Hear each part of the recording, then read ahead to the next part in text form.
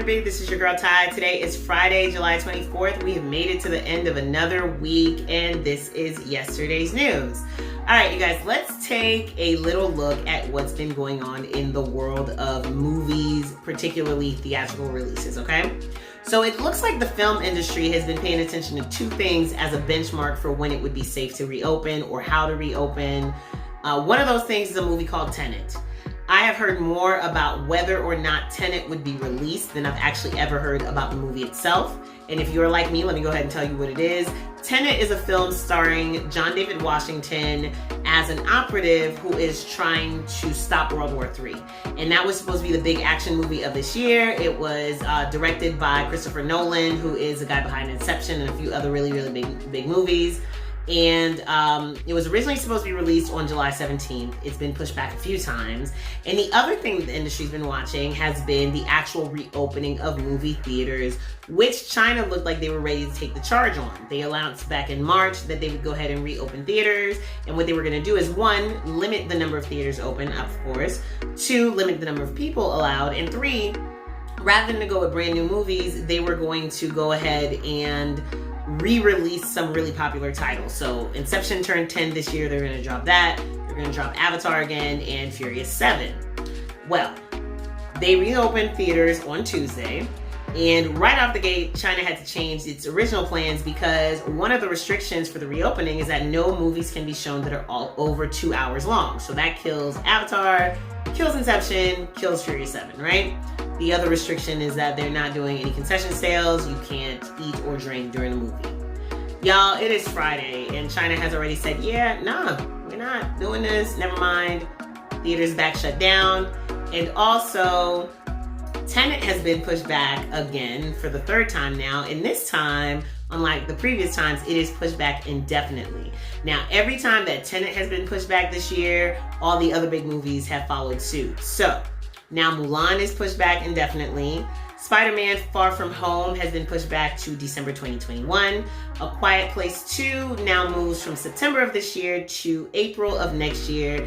And Top Gun Maverick goes to July of next year as opposed to December of this year.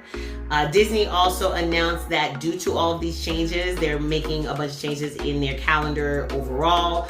And that is going to affect all of their planned Avatar and Star Wars sequels. Avatar 2 is now due December 2022, and the next Star Wars film will be out December 2023, and they're going to continue that. So kind of hopscotching Star Wars and Avatar movies through December 2028, which is when the final Avatar movie will be released. I don't know when we're going back to the movies, you guys. Meanwhile, Justin Bieber is following the film industry's lead and has released new dates for his Changes tour, which is now set to happen in June through August of next year. He has also renamed the tour the Justin Bieber World Tour, and he will now do 45 shows instead of the 26 that were originally planned. I need you to understand how in this current climate, the fact that they were not only able to rebook all those dates, but also lock in extra dates is really, really big. But now they will not be all stadium shows or venues rather. And previously purchased tickets for the Changes tour will be honored for their rescheduled dates.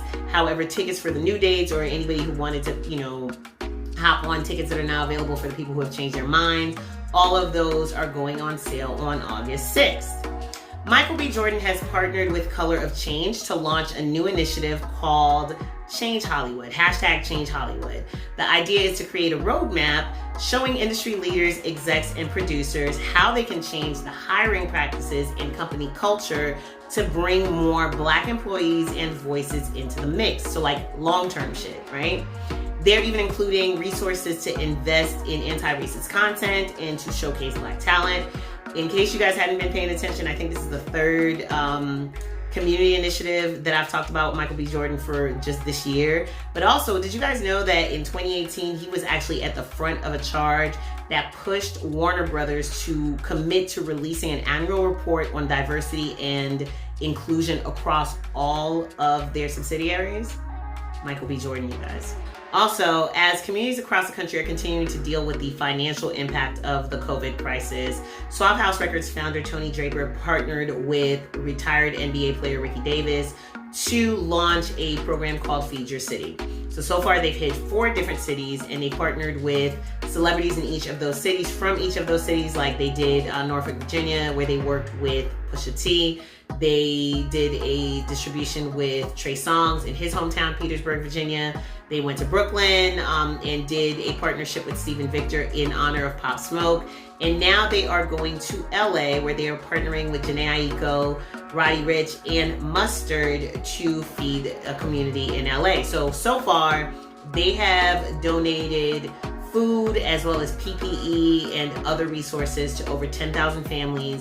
They also made a stop in Oakland, where they partnered with Raphael Sadiq. So if you're in the LA area, that is actually happening tomorrow. And it's going to be at the Baldwin Hills Mall at 2 p.m. And lastly, I forgot about this story yesterday, but a Vanilla Ice biopic is on the way. I don't know who asked for this, but it is actually happening. It's called To the Extreme, and James Franco's younger brother, Dave Franco, is starring as Vanilla Ice. And even he says he expects this movie to be like epically bad, like a masterpiece in bad movies. So I don't even know why this is a thing. You know what else no one asked for, but I'm kind of glad is happening? Zach Morris is reclaiming the narrative.